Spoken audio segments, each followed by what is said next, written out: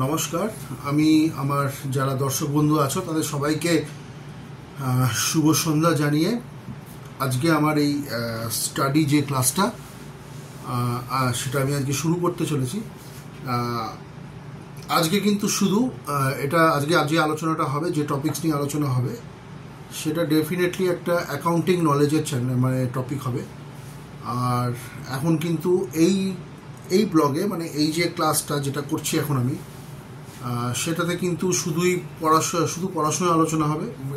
এর আগে ঘোরাঘুরি অনেক হয়েছে এবং তখন মাঝখানে কদিন আমি গ্যাপ ছিল, তখন আমি আমার যে স্টাডি যে চ্যানেলের যে মেন স্ট্রিম স্টাডি চ্যানেল যেটা, সেখানে কিন্তু আমি আমার ক্লাসগুলো কন্টিনিউ করতে পারিনি একটু ব্যস্ততার জন্য বিভিন্ন কারণে।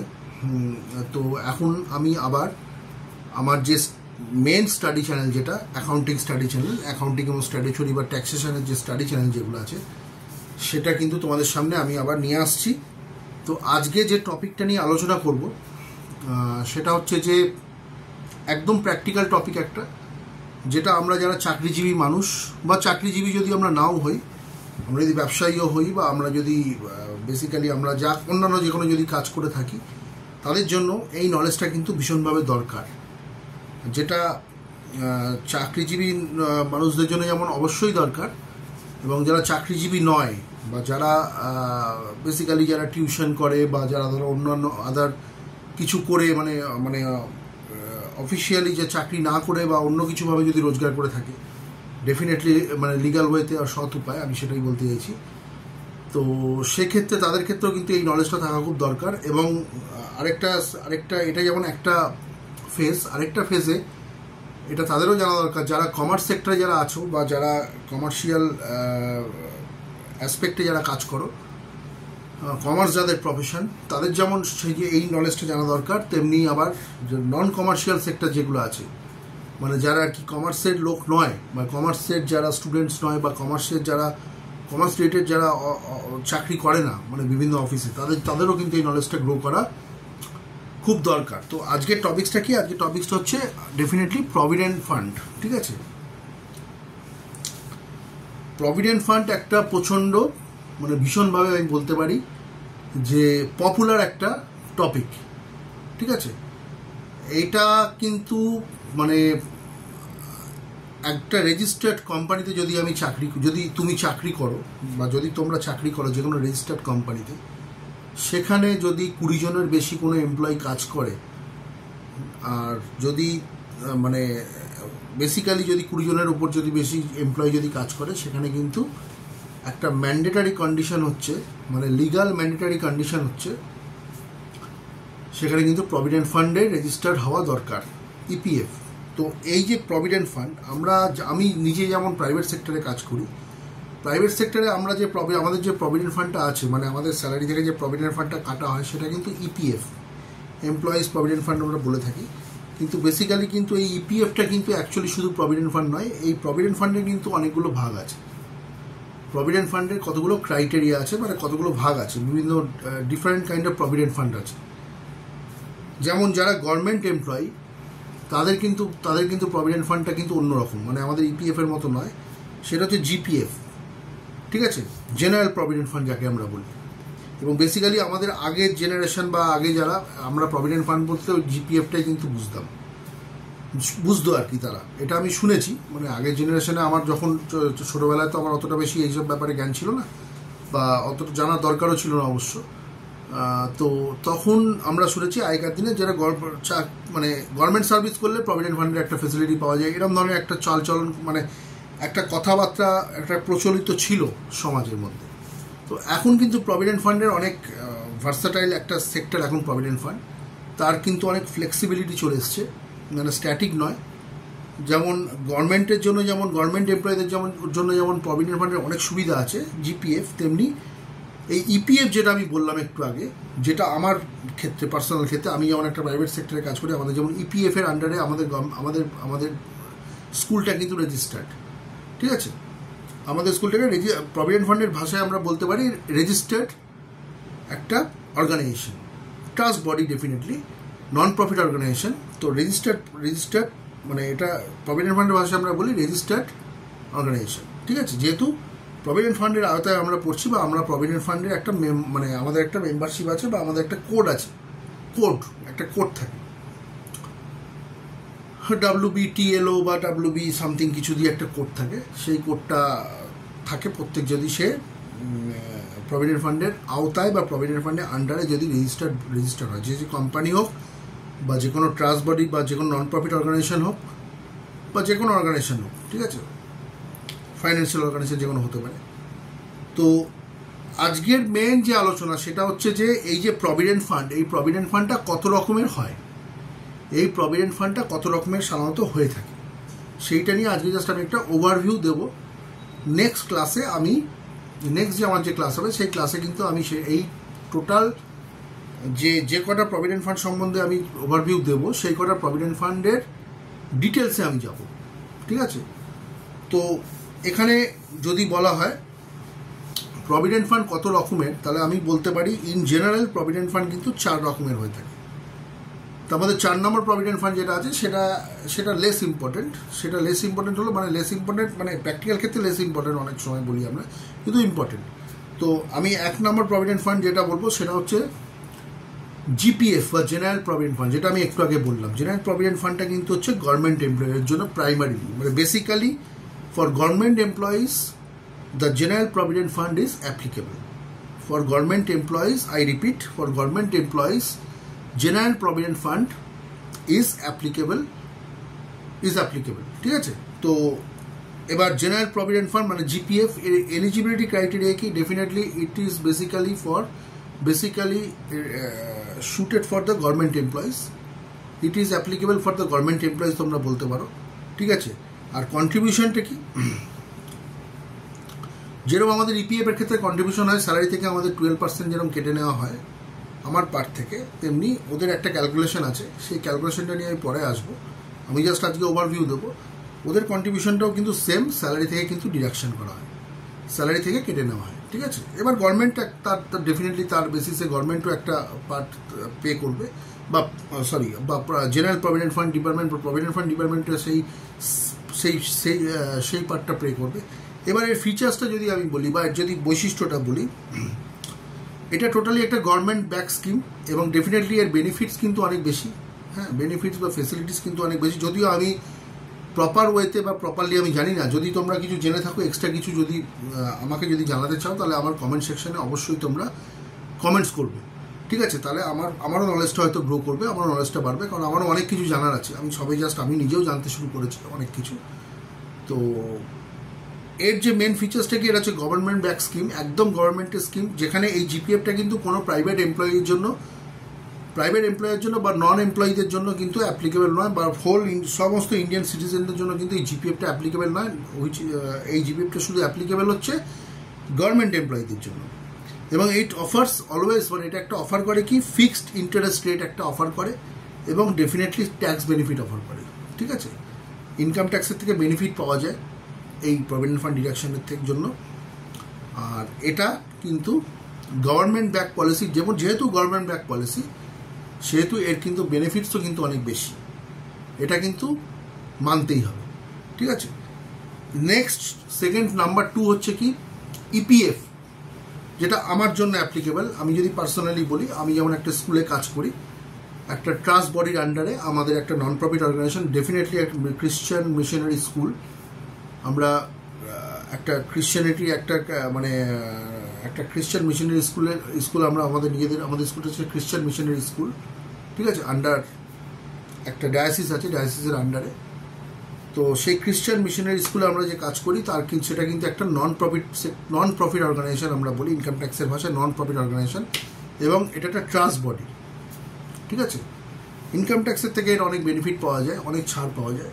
সেই জন্য আমাদের কিন্তু অনেক সাবধানে কাজ করতে, যেহেতু ইনকাম ট্যাক্স থেকে আমাদের একটা বেনিফিট পাওয়া যায়, সেই জন্য আমাদের কোম্পানি, আমি একটু এক্সট্রা অ্যাডেড কথা বলে দিচ্ছি, যে সমস্ত কোম্পানি ইনকাম ট্যাক্স থেকে 12 রেজিস্ট্রেশনে করে সার্টিফিকেট অর্জন করে 12 রেজিস্ট্রেশন সার্টিফিকেটের আওতায় পড়ে, যদি ইনকাম ট্যাক্স থেকে অনেক ছাড় পাওয়া যায়, তাদের কিন্তু অনেক সাবধানে কাজ করতে হয়। ইনকাম ট্যাক্স কিন্তু তাদের দিকে কিন্তু নজর দিয়ে থাকে। কোথায় নজর দিয়ে থাকে, এই সমস্ত অর্গানাইজেশন যদি একটু আধটু ভুল করে, তাহলে কিন্তু ইনকাম ট্যাক্স ফাইন চার্জ করবে। তো ইনকাম ট্যাক্সের ডিপার্টমেন্টের এই ফাইন চার্জ করাটা থেকে কিন্তু অনেক রেভিনিউ জেনারেট হতে পারে। সেই জন্য যারা নন প্রফিট অর্গানাইজেশন সেক্টরে যারা কাজ করো, যে সমস্ত এমপ্লয়িরা, বিশেষ করে অ্যাকাউন্ট সেকশনে যারা কাজ করো বা অ্যাকাউন্টস ডিপার্টমেন্টে যারা কাজ করো, সেইখানে কিন্তু তোমাদের একটু সাবধানে এবং ভালোভাবে এবং প্রপার যে সিস্টেম, মানে অ্যাকাউন্টিং নর্মস বা অ্যাকাউন্টিং যে প্রসিডিওর, সেগুলো কিন্তু ফলো করে কাজ করাটা খুব দরকার, যেটা আমাকে করতে হয় বা আমাদের সবাইকে করতে হয়। এবং ইটস ভেরি ডিফিকাল্ট টু মানে অনেক সময় ইট ইস ভেরি ডিফিকাল্ট, মানে এটা ডিফিকাল্ট হয়ে পড়ে এটাকে মেনটেন করা। কিছু করার থাকে না, সবসময় প্রোটোকল মেনে কাজ করা যায় না অনেক সময়, কিন্তু করতে হবে as per income tax rule. এটা কিন্তু মাথায় রাখতে হবে, ঠিক আছে? যেভাবে হোক দরকার পড়লে আলোচনা করতে হবে, ম্যানেজমেন্টকে বোঝাতে হবে। সেই জন্য যাই হোক, আমি একটু অন্য কনটেক্সটে চলে যাচ্ছি, সেটা না। তো এই ইপিএফ মানে এমপ্লয়িজ প্রভিডেন্ট ফান্ড, যেটা আমি ভীষণভাবে ওয়াকিবহল এই ব্যাপারে, কারণ আমাকে এই সব ব্যাপার নিয়ে কাজ করতে হয়। তো ইপিএফটা কি, এই এলিজিবিলিটি ক্রাইটেরিয়া কি? এটা প্রাইমারিলি বা এটা basically employees, it is basically for employees, মানে যারা এমপ্লয়িজ, কারা কোন এমপ্লয়িজ? যারা রেজিস্টার্ড অর্গানাইজেশনে কাজ করে। এখানে রেজিস্টার্ড অর্গানাইজেশন বলতে আমি বলবো রেজিস্টার্ড অর্গানাইজেশন বলতে প্রাইভেট অর্গানাইজেশনস, ঠিক আছে? রেজিস্টার্ড অর্গানাইজেশন বলতে প্রাইভেট অর্গানাইজেশন অনলি, মানে এখানে কিন্তু আমার নোটিংয়ে আমি লিখবো, সবসময় আমি লিখি প্রাইভেট অর্গানাইজেশন। এখানে রেজিস্টার্ড বডি অর্গানাইজেশন আমরা বলি, এই টার্মসটা আমরা ইউজ করি ঠিকই, কিন্তু এখানে রেজিস্টার্ড অর্গানাইজেশন মানে হচ্ছে প্রাইভেট অর্গানাইজেশন। আমি রিপিট করলাম, ঠিক আছে? তো এটা ম্যানেজ করে কারা? EPFO, employees provident fund organisation. এর আন্ডারে কিন্তু 3টে পার্ট আছে এই ইপিএফওর আন্ডারে, ঠিক আছে? এমপ্লয়িজ প্রভিডেন্ট ফান্ড আছে, এমপ্লয়িজ পেনশন স্কিম আছে, ঠিক আছে? আর আরেকটা হচ্ছে ইডিএলআই আছে, এমপ্লয়িজ ডিপোজিট লিঙ্ক ইন্স্যুরেন্স, একটা বেনিফিট আছে, ঠিক আছে? তো কি বললাম? ইপিএফ এর আন্ডারে এমপ্লয়িজ প্রভিডেন্ট ফান্ড আছে এবং সেম অ্যামাউন্ট এমপ্লয়ার পে করে, এমপ্লয়ার্স প্রভিডেন্ট ফান্ড। সেটা হচ্ছে এমপ্লয়ির থেকে যদি এমপ্লয়ি যে স্যালারিটা পায় তার 12% যে স্যালারি 12% কেটে নিয়ে সেটা পিএফ প্রভিডেন্ট ফান্ডে জমা হয়, যারা প্রাইভেট কোম্পানিতে কাজ করে বা রেজিস্টার্ড অর্গানাইজেশনে যারা কাজ করে, ঠিক আছে? সেই 12%-এর সেম 12% এমপ্লয়ার কিন্তু পে করে একটা এমপ্লয়ির জন্য। সেই 12% যে এমপ্লয়ির জন্য পে করে, সেটার পুরোটা কিন্তু প্রভিডেন্ট ফান্ডে কিন্তু একদম ডিপোজিট হয় না, সেইটাকে দুটো ভাগে ডাইভার্ট করা হয়ে থাকে। কি করে পেনশন স্কিমটা এখানে চালু হয় সেটা আমি জাস্ট বলে রাখছি। এই যে এমপ্লয়ারের যে পার্টটা, যেটা এমপ্লয়ির 12% যখন কেটে নেওয়ার পরে, যখন এমপ্লয়ার যখন 12% পে করে একটা এমপ্লয়ির জন্য, এই 12%-এর মধ্যে দুটো ভাগ থাকে। একটা হচ্ছে 3.67%। এই 3.67% হচ্ছে পিএফে যায়, যেটা 12% পিএফে যায়। টোটাল 12% প্লাস 3.67%, এই 15.67% কিন্তু টোটালি পিএফে যায়। আর যে 8.33% from the contribution of employer, এই 8.33% যে কন্ট্রিবিউশনটা, সেটা কিন্তু একটা এমপ্লয়ির পেনশন স্কিমে, যে পেনশন স্কিমটা চালু আছে, সেই অটোমেটিক পেনশন স্কিমটা চালু হয়ে যায় যখন ইপিএফ এর আন্ডার রেজিস্টার হয়, একটা মেম্বার হয়। তো সেই পেনশন স্কিমে কিন্তু ওই টাকাটা জমা পড়ে এবং ভবিষ্যতে যখন সে 60 বছর বা 58 বছর যখন বয়স হবে, যদি সে কন্টিনিউ 10 ইয়ার্স যদি মিনিমাম সার্ভিস করে থাকে, তাহলে সেই টাকাটাই ও পেনশন হিসেবে একটা মানুষ পাবে। বা আমারও যদি কন্টিনিউ হয়ে থাকে, যেমন আমার 2040 অবধি চাকরি আছে, যদি আমি একটা কোম্পানি, এই কোম্পানি যেখানে এখন যে কারেন্ট স্কুলে আমি কাজ করছি, যদি আমি সেখানে কাজ করার সুযোগ পাই 2040 অবধি, তাহলে 2040-এ কিন্তু আমার রিটায়ারমেন্ট আছে। তার 2 বছর আগে 2038-এ হয়তো আমার 58 ইয়ার্স কমপ্লিট হবে, তখন আমার কিন্তু পেনশন চালু হবে। তো it's a long time, definitely. এর মধ্যে অনেক কিছু হতে পারে, সেটা গড নোস। হ্যাঁ, তো এক্ষেত্রে কি বললাম যে এমপ্লয়ের যে পার্টটাকে দুটো ভাগে ডাইভার্ট করা। একটা 8.33% এমপ্লয়ের যে পার্টটা, সেটা পেনশন স্কিমে যায়, আর 3.67% সেটা সেই 12% যেটা এমপ্লয়ের পার্ট থেকে কেটে নিয়ে যেটা পিএফে জমা হয়, সেই টাকাটা কিন্তু ইপিএফে জমা হয়, ঠিক আছে? তো এবার বাকি যে টাকাটা, এবার ইডিএলআইতে একটা পার্সেন্টেজ জমা হয় এমপ্লয়ের কন্ট্রিবিউশনে, ইডিএলআই, সেই ইডিএলআইটা হচ্ছে এমপ্লয়িজ ডিপোজিট লিঙ্ক ইন্স্যুরেন্স, মানে ডেথ কেসের ক্ষেত্রে ইডিএলআই থেকে একটা সুবিধা পাওয়া যাবে, একটা বেনিফিট পাওয়া যায়, ঠিক আছে। তো সেটা অনেক আলোচনা আছে, সেটা নিয়ে আমি পরে আলোচনা করব, আজকে ওভারভিউ ক্লাস হচ্ছে। তো এক্ষেত্রে কন্ট্রিবিউশনটা কি? Contributions are typically made by the employer and the employee, ঠিক আছে, মানে contributions are equally paid by the employer and employee.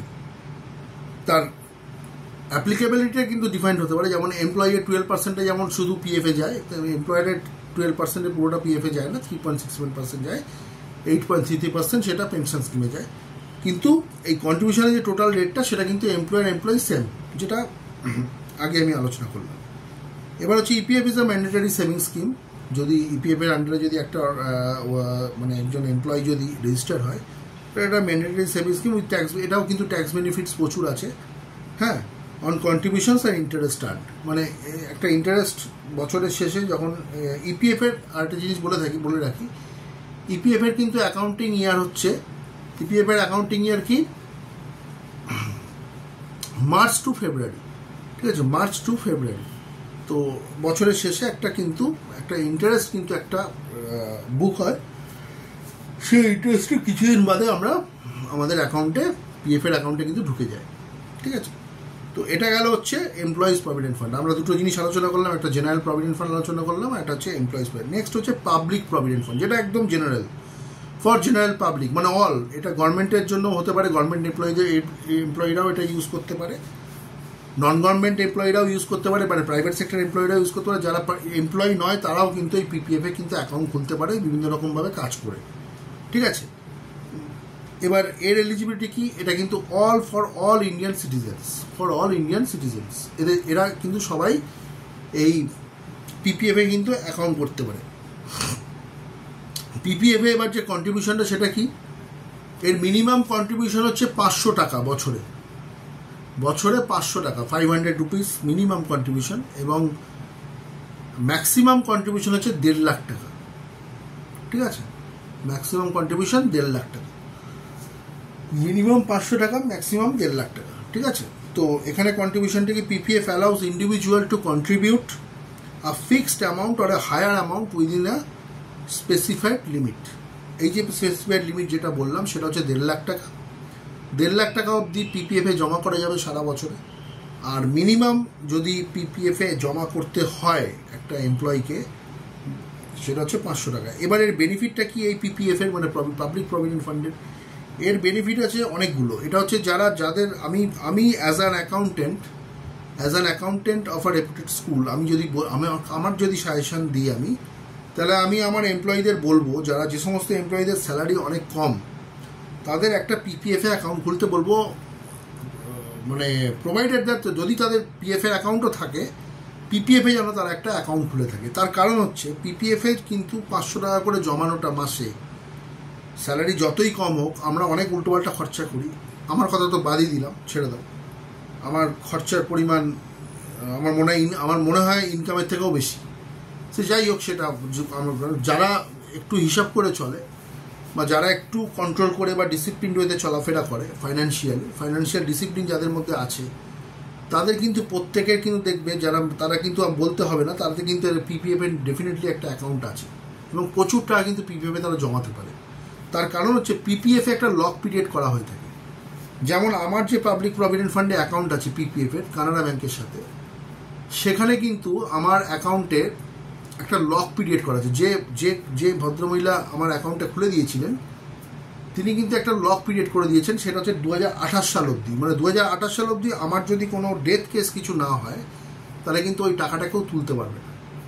এর বেনিফিটটা কি? এই টাকাটা যখন কেউ তুলতে পারবে না, সেখানে যে আমি যদি 500 টাকা করে প্রত্যেক মাসে ফেলি, তাহলে তোমরা ইমাজিন করো যে 2028 সাল অবধি কত টাকা হতে পারে, জমতে পারে। এবং 500 টাকা যদি নাও হয়, কোনো সময় যদি টাকা বেশি থাকে হাতে, যদি সেভিংস করতে ইচ্ছা করে, তাহলে কিন্তু আমরা 500-র বেশি, 1000, 2000ও কিন্তু আমরা ফেলতে পারি, ঠিক আছে। তো এই পিপিএফ এর কিন্তু অনেক সুবিধা, এটাই হচ্ছে সুবিধা, যে কোনো মানুষ পিপিএফে অ্যাকাউন্ট করতে পারে। এবং এই যে লক পিরিয়ড যেটা আমি বললাম, এই লক পিরিয়ড যদি থাকে, করে রাখা যায়, যে কোনোভাবে হোক আমি ওই টাকাটা কিন্তু তুলতে পারবো না, তাহলে অটোমেটিক্যালি টাকাটা আমার জমতে থাকবে, ইন্টারেস্টও বাড়তে থাকবে, এবং এর ইন্টারেস্টটা কিন্তু দারুণ, একদম সিম্পল স্ট্রেট ফরওয়ার্ড ইন্টারেস্ট। সেটা হচ্ছে যে যদি তোমার বছরে 500 টাকা জমে, তার উপর যে ইন্টারেস্ট হয় সেটা তুমি পেয়ে যাবে মার্চ মাসে, ঠিক এপ্রিলের একদম ফার্স্ট ডেটে পাবে।